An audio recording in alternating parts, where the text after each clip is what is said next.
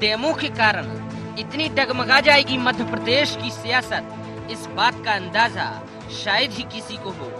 EVM की testing के दौरान फूल छाप पर्ची निकलने पर हंगामा कुछ यूं बरपा कि विपक्ष खेमे ने तलवारें खींच ली और सरकार तो सरकार, साथ ही चुनाव आयोग को भी अपने निशाने पर ले लिया। फिर बात चाहे देश की सबसे पुरानी पार्टी कांग्रेस के बारे में करें या सूबे में अपना वजूद तलाश रही आम आदमी पार्टी की, हंगामा कुछ यूं बरपा कि उत्तर प्रदेश चुनाव परिणाम के बाद पहले से ही निशाने पर बेचारी ईवीएम और बुरी तरह फंस गई। मध्य प्रदेश के भिंड की शिकायत दिल्ली तक पहुंची। किसी ने लोकतंत्र को संकट में बताया तो कोई बोला लो देख लो कि कैसे गड़बड़ी कराती है भाजपा। भारतीय जनता पार्टी इतनी बड़ी प्रोफेसर हो चुकी है कि वो ईवीएम और एटीएम के माध्यम से जनादेश खरीद रही है। हमारी यदि बदनीति होती तो हम ईवीएम मशीन के फार्मूले को इस देश को सौंपते ही नहीं। हमें नहीं मालूम था कि इसका मिसयूज ये अधिनायकवादी और तानाशाही लोग करेंगे। कांग्रेस ने बहुमत हासिल किया है तो हमारे एक्चुअल करिश्माई चरित्र के माध्यम से किया है। शिवराज सिंह चौहान, नरेंद्र मोदी के फर्जी करिश्माई नेतृत्व से नहीं। निशाने पर महज सरकार ही नहीं थी, बल्कि ईवीएम के साथ पूरी चुनाव प्रक्रिया पर सवाल खड़े कर दिए थे कांग्रेस ने। लिहाजा खुद सलीना सिंह आगे आई और बताया कि मामले को लेकर उठाया जाने वाला हर सवाल गलत है। उस दौरान फूल के साथ पंजे की पर्ची भी निकली। न जाने क्यों बेवजह दिया जा रहा है मामले को तूल। डमी प्रोसेस के दौरान रैंडम तरीके से एक बटन दबाया गया तो उस पर जो चिन्ह आया वो लोटस का चिन्ह आया। इसके बाद फिर दूसरा बटन दबाया गया ये देखने के लिए कि वीवीपैट में क्या पर्ची आती है, तो दूसरी बार पंजे का चिन्ह सामने आया। तो इससे स्थिति साफ है कि जो वीवीपैट है वो आपको जो आप वोट डालोगे वो चिन्ह आपको देती है। यकीनन मसला बहुत आगे तक बढ़ गया था। हालांकि इसे लेकर चुनाव आयोग ने स्थिति को स्पष्ट करने में कोई कसर नहीं छोड़ी। लेकिन बात यदि भाजपा के बारे में करें तो वो इसे लेकर खुद की सफाई कम बल्कि कांग्रेस को निशाने पर लेती नजर आई। मुझे लगता है कांग्रेस को आत्म अवलोकन करना चाहिए कि वो चुनाव हारते क्यों हैं, वो उत्तर प्रदेश में क्यों हारे, वो उत्तराखंड में क्यों हारे। अरे दिल्ली में भी तो ईवीएम से चुनाव हुआ था, वहां तो जीरो पे थे, तब इनको शर्म नहीं आई। कोई ये कहना नहीं चाहता कि राहुल गांधी जी के नेतृत्व में उनकी ये धमाकेदार हारें हो रही हैं। कोई ये कहना नहीं चाहता कि एंटोनी रिपोर्ट 2014 के बाद आई थी वो क्या कहती थी और उस पर कांग्रेस को अमल करना है कि नहीं करना है। हंगामा कब कब नहीं बरपा ईवीएम और उसकी कार्य प्रणाली को लेकर, लेकिन ताजा मसले में वीवीपैट के उपयोग और उसके परीक्षण के बावजूद निशाने पर आ रहा है चुनाव आयोग। ऐसे में अब देखना ये होगा कि आने वाले वक्त में क्या गुल खिलाता है ईवीएम को लेकर खड़ा हुआ नया सियासी बवाल। Bureau report, IND 24।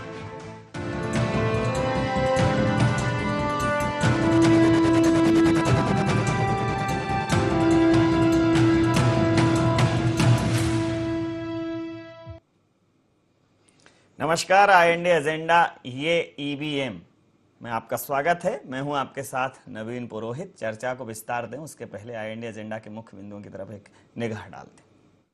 क्या ईवीएम और वीवीपैट की डेमो प्रक्रिया पर इतना बवाल होना उचित है? यदि नहीं तो क्या कांग्रेस इस मामले को बेवजह तूल दे रही है? क्या चुनाव आयोग द्वारा पक्ष रखने के बाद इसका पटाक्षेप हो जाना चाहिए? आखिर तमाम कवायदों के बावजूद क्यों विश्वसनीय नहीं हो रही है ईवीएम? नमस्कार, चर्चा में आपका स्वागत है। मेरे साथ इस वक्त चर्चा में शामिल हैं चेतन सिंह जी, भारतीय जनता पार्टी के नेता हमारे साथ हैं। दुर्गेश शर्मा जी, मध्य प्रदेश कांग्रेस के तेज तर्रार प्रवक्ता हमारे साथ हैं। पवन वर्मा जी, वरिष्ठ पत्रकार हमारे साथ हैं। आप समस्त महानुभावों का बहुत बहुत स्वागत है। दुर्गेश जी, ये ईवीएम वाला जो मैटर है, इसको बहुत स्पष्टीकरण के बाद, बहुत क्लियरेंस के बाद भी इतना तूल दिया जा रहा है कि जैसे ईवीएम ही आपकी हार की वजह हो। आपको नहीं लगता कि ये सिर्फ और सिर्फ हार के मूल कारणों की समीक्षा करने की बजाय जो है शुतुरमुर्ग की तरह रेत में सिर खपाने जैसा है? नवीन जी, ईवीएम केवल चुनाव की वजह है यही एक मुद्दा नहीं है। चूँकि हमारे देश का लोकतंत्र पूरे विश्व में अपने एक सम्मान के शिखर पर है और उसके मान सम्मान को कैसे बचा के रखा जाए, कैसे उसके मान सम्मान को बढ़ाया जाए, ये एक बहुत बड़ा मुद्दा है। यदि उसके चुनाव करने की प्रक्रिया, उसके किसी भी तरह के चयन की प्रक्रिया में कहीं कोई संशय उठता है तो उस पर सवाल उठना, सवाल करना लाजमी इसलिए है क्योंकि यदि किसी चीज़ पे संशय उठता है तो उसकी विश्वसनीयता पे सवाल उठ जाता है।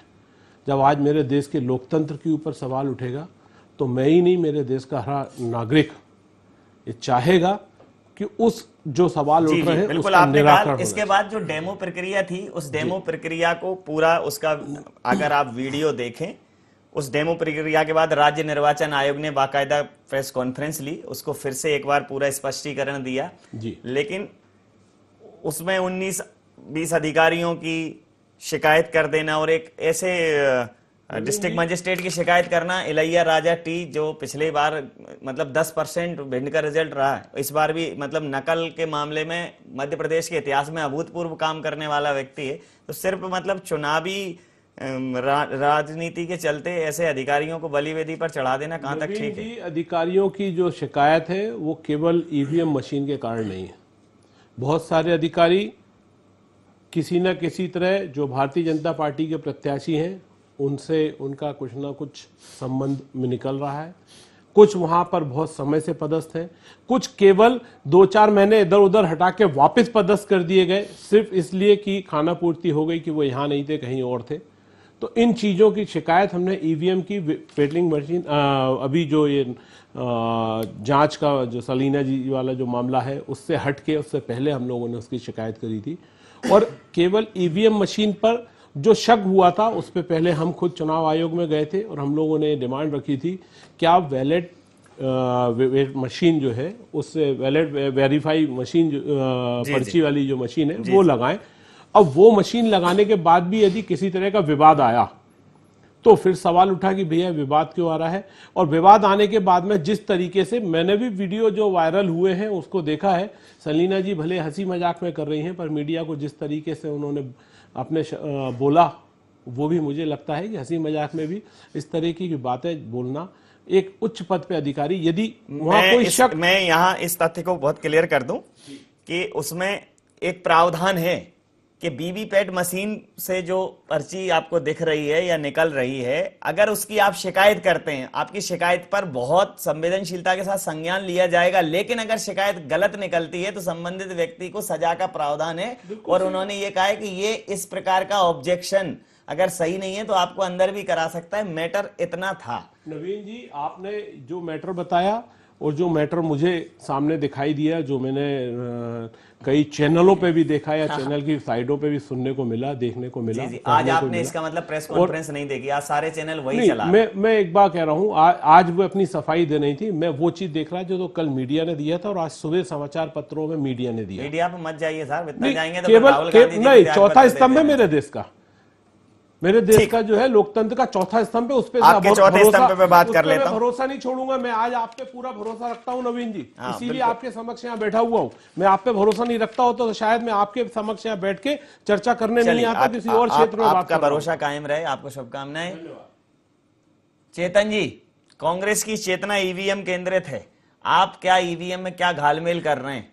मतलब कांग्रेस को भारत मुक्त करने में ईवीएम का सहयोग ले रहे हैं क्या? देखिए नवीन जी, दिल्ली का चुनाव है हमारे सामने, बिहार का चुनाव है हमारे सामने, फिर अन्य राज्यों के चुनाव हैं। मुझे लगता है कि जनता ने इस हिंदुस्तान में अनेक राज्यों में जो भारतीय जनता पार्टी के पक्ष में अपना जन समर्थन दिया है, उस जन समर्थन को कहीं ना कहीं कांग्रेस उससे बचना चाहती है और जनता के दिए हुए जन समर्थन को विश्वासघात के रूप में देख रही है। मुझे लगता है कि जनादेश की अनदेखी करना कांग्रेस को कहीं ना कहीं इसकी और भी भारी कीमत आने वाले समय में चुकानी पड़ेगी। ईवीएम को लेकर के जो सारा ये विवाद है मैं कल से भी देख रहा हूँ, आज भी देख रहा हूँ। और निश्चित रूप से जितनी पारदर्शिता अब है कि आप अगर अपना वोट डालो और अगर आपको पर्ची है, आप पर्ची लेकर के देख सकते हो। इसके बाद मुझे लगता है कि इसमें कोई ज़्यादा नहीं कहना है। हम तो जब 2 सीट पर थे तब भी हमने चुनाव आयोग की जो प्रक्रिया था उस पर पूरी आस्था और विश्वास था, क्योंकि हम इस हिंदुस्तान के संवैधानिक व्यवस्थाओं में, लोकतंत्र के मूल्यों में पूरी आस्था रखते हैं और उसी आधार पर हम जनता के बीच में जाते हैं, चाहे जनता हमको आशीर्वाद दे या जनता हमको नकार दे। अब 5 राज्यों के चुनाव में जनता ने मणिपुर में हमसे ज्यादा कांग्रेस को सीटें दी, गोवा में हमसे ज्यादा कांग्रेस को सीटें दी, पंजाब में आपकी स्पष्ट बहुमत से सरकार बनती, तो इसको आप क्या कहोगे? ये आपके सोचने का तरीका है। मुझे लगता है कि कांग्रेस को जनता के बीच में जाकर के अपना आत्ममंथन करना चाहिए। मैं एक निष्पक्ष प्रतिक्रिया ले लेता हूं। पवन जी हमारे साथ हैं। पवन जी, जो ये इस टाइम पे एक हवा बह रही है कि ईवीएम से ही लग रहा है कि ईवीएम की वजह से जो अन्य पार्टियां हैं वो उनको खतरा है, और भारतीय जनता पार्टी के लिए ईवीएम कहीं ना कहीं एक संजीवनी का काम कर रही है। आपको क्या लगता है कि ये जो चुनाव हैं उसमें ईवीएम की निष्पक्षता पर सवाल उठाना, फिर वीवीपैट जो उसका एक सपोर्टिंग एक सिस्टम आया है कि उससे आप उसको वेरीफाई कर सकते हैं, फिर उसको भी लेकर बवाल मचाना, आपकी प्रतिक्रिया? देखिए नवीन जी, ऐसा है कि इस पूरे मामले को राजनीतिक तूल हमेशा, मतलब ईवीएम हमेशा राजनीतिक तूल पे रही है। आप देखिए, जब बीजेपी हारती थी तो अडवाणी जी और कई नेता उसके सामने आए कि ईवीएम में कुछ गड़बड़ है, भरोसे लायक नहीं है या भरोसे पे सवाल उठाए। अब क्योंकि कांग्रेस की 2 बड़ी हार हुई है, एक लोकसभा चुनाव में उसने बहुत बड़ी हार झेली है जिसकी उसको उम्मीद नहीं थी, और एक दूसरी उत्तर प्रदेश में उसने बहुत ही बड़ी हार झेली है। उत्तर प्रदेश की हार बहुत, मतलब इस मायने में बड़ी महत्वपूर्ण मानी गई कांग्रेस में कि उनके नेता थे, उन्होंने समाजवादी पार्टी से तालमेल किया और उसके बाद उनकी 5-7 सीटें आई। मतलब जिस जबरदस्त तरीके से कांग्रेस की हार हुई है, उसके बाद उनको लगा कि शायद ईवीएम में कुछ गड़बड़ है। उससे पहले कांग्रेस को कभी नहीं लगा। मैं बता दूं, 1998 में जब ये लॉन्च हुई थी तो मध्य प्रदेश की 5 सीटों पे विधानसभा में ईवीएम इस्तेमाल हुई थी, तब किसी कांग्रेसी ने कोई उस पर एक उंगली नहीं उठाई। उसके बाद लगातार ये ईवीएम से वोटिंग होती रही, लेकिन कभी किसी ने सवाल नहीं उठाया, क्योंकि कांग्रेस कई जगह जीत रही थी। लेकिन जब उसको लोकसभा की हार मिली, उत्तर प्रदेश में हार मिली, तो उसने एक सवाल उठाया। असल में इस पूरे ईवीएम के पीछे एक जो सबसे बड़ा कारण जो आ रहा है, कई देशों ने इसको बैन भी किया है, उसमें कई बड़े देश हैं, और उसमें अपन ये भी कह दें कि इसका सबसे बड़ा ड्रॉबैक जो है, ये विश्वसनीय नहीं समझ में आता, पारदर्शिता नहीं है इसमें। जब आदमी बैलेट पे सील लगाता है तो उसको दिखता है कि उसने सील लगाई। अभी इलेक्ट्रॉनिक सिस्टम से होता है। अभी वीवीपैट की भी अगर बात करें तो ईवीएम पर बटन दबाता है, उसके बाद वीवीपैट से आता है। इसके बीच का वो हिडन जो रहता है, वो लोगों को या सवाल खड़े करने राजनीतिक दलों के लिए ये पर्याप्त है, क्योंकि इसमें पारदर्शिता इस बीच में नहीं है कि उसने वोट दिया तो वाकई में गया, पर्ची निकली, क्योंकि इलेक्ट्रॉनिक डिवाइस है तो संभावना थोड़ी सी सब लोग उस पर संशय करते रहते हैं। राजनीतिक पार्टी खासकर अपने लाभ हानि सब इसमें जोड़ लेती हैं। और फिलहाल तो ये ईवीएम इस देश में राजनीतिक दृष्टि से ही इस्तेमाल की जा रही है मुद्दे को लेके। ईवीएम अपने आप में अभी तक जो भी आया है उसकी जांच भी कई जगह हुई है, लेकिन ऐसा ही कोई उसमें दोष नहीं पाया गया है। ये आपने बहुत अच्छी बात कही कि मतलब इस टेक्नोलॉजी को लेकर इलेक्शन कमीशन से कांग्रेस ये भी कह सकती थी कि इसकी जो है, हमारे यहाँ एक से एक आईटी के एक्सपर्ट हैं, वो इसकी जांच करें, क्योंकि आज पूरा सिस्टम डिजिटलाइजेशन पे। कल हम बैंक से पैसा निकालते हैं, बैंक हमें एक पर्ची अगर नहीं दे तो हमें दिक्कत हो सकती है कि हो सकता है कि ये जो टेक्निकली हमने जो ट्रांजेक्शन किया है वो ठीक है कि नहीं, लेकिन बैंक एक पर्ची प्रिंट करके दे देता है, तो ये वीवीपैट वही फॉर्मेट है। क्या आप जो इसमें थोड़ा सा संशोधन करूंगा। एटीएम से जब कई बार होता है कि एटीएम कार्ड लगाया, पैसा नहीं निकला, लेकिन पर्ची आ जाती है कि आपके अकाउंट से पैसा निकल गया। फिर आदमी उसको थोड़ी देर बाद वो अपडेट होता है, फिर उसको मालूम पड़ता है, वो बैंक जाता है कि पैसा नहीं निकला है लेकिन पर्ची आ गई थी। इस तरह का, क्योंकि ये इलेक्ट्रॉनिक डिवाइस है। लेकिन एटीएम और ईवीएम में थोड़ा सा अंतर है। एटीएम पूरी तरह से इंटरनेट से कनेक्ट है, ईवीएम का इंटरनेट से कोई कनेक्शन नहीं, इसलिए छेड़छाड़ की संभावना भी थोड़ा कम हो जाती है। लेकिन बस पारदर्शिता का एक बड़ा सवाल है, पारदर्शिता का सवाल है। कांग्रेस से प्रतिक्रिया ले लेता हूं कि दुर्गेश जी, ईवीएम की पूरी प्रणाली को व्यवस्थित तरीके से रीचेक कराना, उसकी प्रणाली को पूरी तरीके से व्यवस्थित कराना एक अलग मसला है, लेकिन उसको अपनी हार के लिए दोषी ठहरा देना, उससे अधिकारियों को कनेक्ट कर देना, ये कहां तक ठीक है?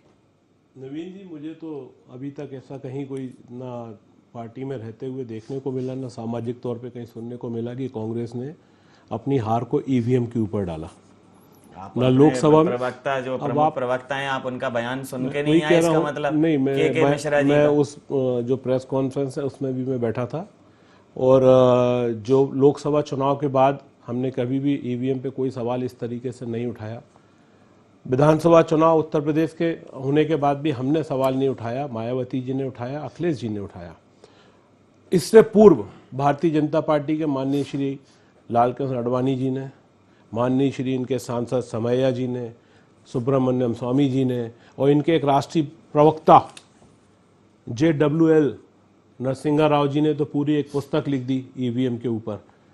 चूंकि ये प्रणाली कांग्रेस के शासनकाल में ही आई थी और उसकी पूर्ण प्रणाली को हर वक्त चेक किया गया था और उसके बाद में इसको देश में लागू किया था, क्योंकि लोकतंत्र का सम्मान हम सर्वोपरि मानते हैं और उसके लिए वचनबद्ध थे और हमने वो काम किया। अब यदि संशय किसी चीज पे उठ रहा है, और संशय किस परिस्थितियों में आया कि जो आज हम सोशल साइटों पे देखा, न्यूज चैनलों पे देखा, पत्रकारों मीडिया में, जब पेपर और प्रिंट मीडिया में जाके देखा, तो उसमें यह आया कि बैलेट पेपर। मैं आपकी इतने मीडिया के प्रति इस पूरे सम्मान को मैं बिल्कुल तहे दिल से शुक्रिया करता हूं, लेकिन एक सिर्फ ये पूछना चाहता हूं, जैसे आप चुनाव सुधार चाहते हैं, इसलिए मैं चाहता हूं कि सुधार की गुंजाइश हर जगह है। अगर बात दुर्गेश शर्मा की चल रही हो, अगर बात कांग्रेस की चल रही हो, और कांग्रेस और दुर्गेश शर्मा से बिना बात किए, बिना उनका अभिमत लिए कोई भी चीज सामने रखना, क्या आप इसको उचित समझते हैं? नहीं, बिल्कुल। तो फिर आज जो स्पष्टीकरण इस पर 24 घंटे बाद इलेक्शन कमीशन ने लिया, उसके पहले 24 घंटे से चीजें चल रही थी। हमने इस पर उस घटनाक्रम के अगले 5 मिनट बाद चीफ इलेक्टोरल ऑफिसर का यहाँ फोनो कराया कि ये उसमें कांग्रेस की भी पर्ची निकली। मेरा कहना सिर्फ ये है कि अगर हम इतना संशय व्यवस्था पर कर देंगे। नहीं नवीन जी, आप बात समझे। हम लोग जिस दिन चुनाव प्रक्रिया शुरू हुई उसी दिन हम लोग गए चुनाव आयोग के समक्ष और हम लोगों ने कुछ अधिकारियों की मांग रखी, कुछ अधिकारियों की शिकायत करी। नहीं, आपने उस दिन वीवीपैट की मांग रखी थी। पहले सुन ले। फर्स्ट हमने कुछ अधिकारियों की मांग करी कि ये अधिकारी जो है, चूंकि काफी समय से हैं, कुछ उनके पारिवारिक रिलेशंस में है, इन लोगों को हटाना चाहिए। काफी समय दिनों तक वो नहीं हटाए गए। उसके बाद में जब यूपी चुनाव के बाद का जो पूरा प्रकरण आया और वोटिंग मशीन के ऊपर शक आया, तो हमने जाके वहां मांग रखी कि या तो आप वीवीपैट लगा की मशीन लगा दें या फिर बैलेट पेपर से चुनाव करा लें इन दो चुनाव में, जिससे लोगों का मशीन पे जो शक और संशय है वो हट जाए। इसमें कहीं कोई गलत हमने कोई मांग नहीं रखी। आज जब उन्होंने मैं बात कर रहा हूं, मांग में एक चीज ये जोड़ी थी आपने कि वीवीपैट दोनों जगह वीवीपैट लगाई जाए। ये दोनों ही मांगती है, या तो वीवीपैट लगा लें या बैलेट पेपर से करा लें। आज भी हम उसी बात पे स्टैंड कर रहे हैं। वीवीपैट लगा तो ली? नहीं, बिल्कुल लगा ली, पर उसका जब डेमो किया और डेमो के बाद में, डेमो में हम राजनीतिक पार्टी के लोग तो थे नहीं, सिर्फ मीडिया के लोग थे। मीडिया के लोगों के बीच में मीडिया से ही हमें जानकारी प्राप्त हुई कि भैया उन्होंने वहां पर जो है हमको धमकी भी दी, उन्होंने वहां पर जो है जो मशीन पे थे वेट जो रिजल्ट निकला वो कुछ गलत निकला। ये पूरी जो आज जो वर्तमान आज की डेट में जो बात सामने आई है वो ये आई है कि आज पूरी की पूरी प्रक्रिया पे यदि किसी ने सवालिया निशान खड़ा करवाया तो वह वहां के अधिकारी और मीडिया, इन दो की चर्चा के बाद, उसमें कोई भी राजनीतिक दल नहीं था, वहां पर केवल मीडिया था। तो यदि कोई चीज वापस दोबारा से चर्चा में आई, अब अभी हालिया में आपको एक घटनाक्रम बता देता हूं। देखिए क्या है, सबकी पूजा एक सी, अलग अलग है रीत। मस्जिद जाए मौलवी और कोयल गाए गीत। सबकी अपनी अपनी शैली हो सकती है, हो सकता है। अभी पूरी मीडिया में चल रहा है कि 20-19 अधिकारियों को हटाया गया। ठीक है, आप भी इससे अपडेट होंगे, लेकिन मैं समझता हूं कि चूंकि आप एक राजनीतिक दल का प्रतिनिधित्व करते हैं तो अब थोड़ा संज्ञान लेना चाहिए। अभी भी मेरी चीफ इलेक्टोरल ऑफिसर से बात हुई, मैंने दिल्ली भी बात करने की कोशिश की, तो उन्होंने राज्य सरकार से 19 अधिकारियों को हटाने पे अभिमत मांगा है।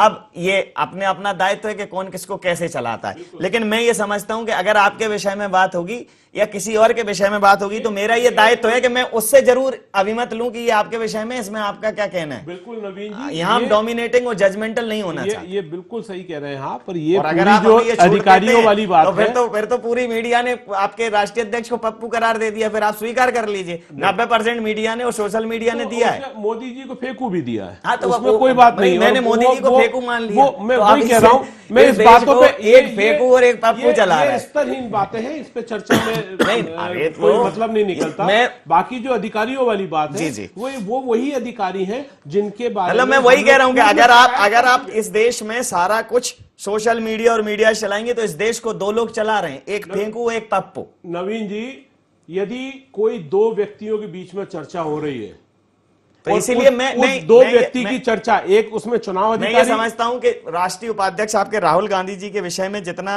मैंने जुटाया है, जितना मैंने समझा, एक बहुत लर्नेड, बहुत गंभीर व्यक्ति हैं, ठीक है, लेकिन अगर हम चर्चाओं के बाजार में बात सिर्फ इसकी कि आज इलेक्शन कमीशन का जो। नवीन जी, मैं आपकी बात को समझ रहा हूं, और आपने जो राहुल जी के लिए जो अभी बोला, मैं उसके लिए आपका शुक्रिया अदा करता हूं कि आपने यथार्थ पे बात करी। बाकी जो आप बात कर रहे हैं, चूंकि चुनाव अधिकारी और मीडिया के बीच में कोई चीज चर्चा हुई, उस चर्चा के बाद में आज हम जब मीडिया के अंदर आए, जो हम चर्चा को लेकर उसके बाद उसके डेमो को रीइन्वेस्टिगेट करना चाहिए था, अपने लोगों के सामने खड़ा होना चाहिए था, क्योंकि आपकी प्राथमिकता है कि चुनाव निष्पक्ष हो। आपकी प्राथमिकता ये नहीं है कि किसी ने कुछ। नवीन जी, आज हमारे दुर्गेश जी हमारे साथ अभी वरिष्ठ पत्रकार हैं, मैं उनसे भी प्रतिक्रिया लूंगा। एक चेतन जी आपसे ले लेता हूं। कई बार गाहे बगाए, जैसे पवन जी ने कहा कि ये बयार तो आपने भी बहाई है, तो इलेक्शन कमीशन को निश्चित रूप से अब चूंकि संशय है, तो संशय को, उस भ्रम को थोड़ा स्पष्ट करना पड़ेगा। थोड़ा चुनाव सुधार की दिशा में एक बड़ा कदम है कि नहीं, ठीक है, कैसे भी करके वोटर को ये कंफर्म हो जाए कि उसने जिसको वोट डाला है वोट उसको मिला है। मतलब आप कहते हैं कि एक एक वोट बहुत कीमती है, एक एक वोट हीरा है, तो उसका हीरा उसने किसको सौंपा है, बस वो थोड़ा कंफर्म हो जाए, इसमें कोई बुराई नहीं है बनिस्बत इन सारी अनर्गल प्रलापों के। मैं चेतन जी से, आप बहुत जोड़ चुके हैं, समय कम है, आप बहुत जोड़ चुके हैं, बाकी आगे भारतीय जनता पार्टी ने सदैव ही संवैधानिक मूल्यों का पालन किया। आज मैं फिर से कहना चाहूंगा कि हमें भारतीय जनता पार्टी को ईवीएम पर, चुनाव आयोग की कार्यप्रणाली पर पूरा भरोसा है। अगर कहीं कांग्रेस को संशय लगता है तो हम तो कहते हैं वो चुनाव आयोग चले जाए, चाहे मध्य प्रदेश के चुनाव आयोग चले जाए, सुप्रीम कोर्ट चले जाए, हाई कोर्ट, जहां उसको जाना चले जाए, लेकिन भारतीय जनता पार्टी ने वर्तमान में जो चुनाव की ईवीएम मशीन है, उस मशीन पर कहीं संदेह व्यक्त नहीं किया है। और जहां तक अडवाणी जी को नाम को लेकर के जो ये अनर्गल बातें की जा रही हैं, माननीय अडवाणी जी ने इस प्रकार का प्रति प्रश्न कभी नहीं किया। दिए हुए जनमत को हमने सदैव पूरी ईमानदारी के साथ स्वीकार किया। मैं कांग्रेस और कांग्रेस के नेताओं से इतना ही कहना चाहता हूं कि अगर जीतना है तो लोगों का दिल जाकर के जीतो।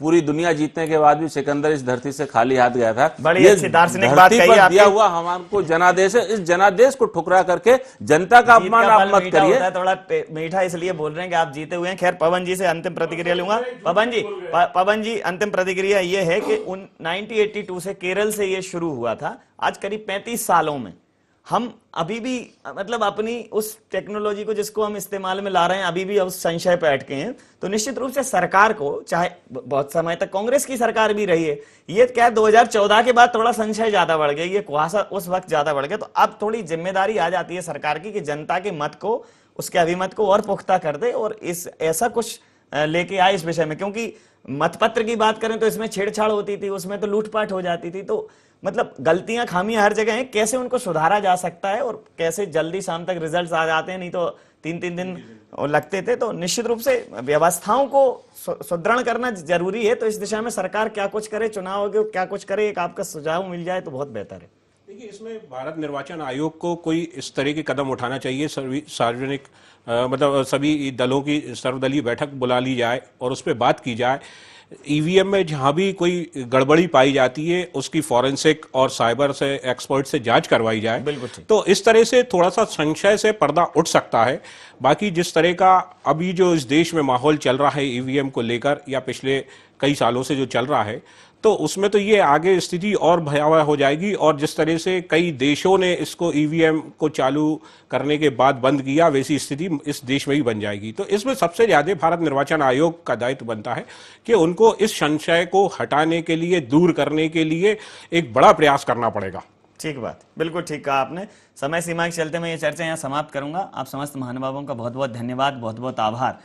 तो कहीं ना कहीं इन दिनों चुनावी माहौल में ईवीएम पर संशय लगातार बना हुआ है, ईवीएम चर्चा का विषय बनी हुई है, लेकिन खिसियानी विपक्ष ईवीएम नोचे। वैसे आपने खिसियानी बिल्ली खंबा नोचे ये आम सुना होगा, लेकिन वर्तमान राजनीतिक माहौल में खिसियानी विपक्ष ईवीएम नोचे, बिना समझे बिना सोचे कि प्रचंड मत के सामने हर सब कुछ पत्ते की तरह उड़ जाता है और जो जनता से जुड़ता है जनमत उससे जुड़ जाता है। जब आप जनता से जुड़ेंगे तो ठीक दिल्ली की नाक के नीचे आम आदमी पार्टी जो शिकायत कर रही है उसने 67 सीट जीती। ठीक दिल्ली के नजदीक पंजाब में प्रचंड बहुमत से कांग्रेस आई है। तो चुनाव सुधार की दिशा में बात हो तो बहुत अच्छा है, लेकिन अगर सुधार राजनीतिक रंग में रंग जाएंगे तो निश्चित रूप से फिर सुधार की गुंजाइश कम है। और बेहतर यह है कि कम से कम हम अपनी व्यवस्था को सुदृढ़ करें। व्यवस्थाओं को आमूलचूल बदलने की बात करना बेईमानी है। व्यवस्थाओं को सुदृढ़ करने की जरूरत है, व्यवस्थाओं में और कुछ बेहतर हो सकता है, इसकी जरूरत है। तो निश्चित रूप से चुनाव आयोग, राज्य निर्वाचन आयोग इस पर संज्ञान लेगा और जनता के मत को संशय से दूर करने के लिए, जनता के मत को पुख्ता करने के लिए कारगर कदम उठाएगा। IND एजेंडा में इतना ही। आप बने रहिए IND 24 के साथ और देखते रहिए IND 24। नमस्कार।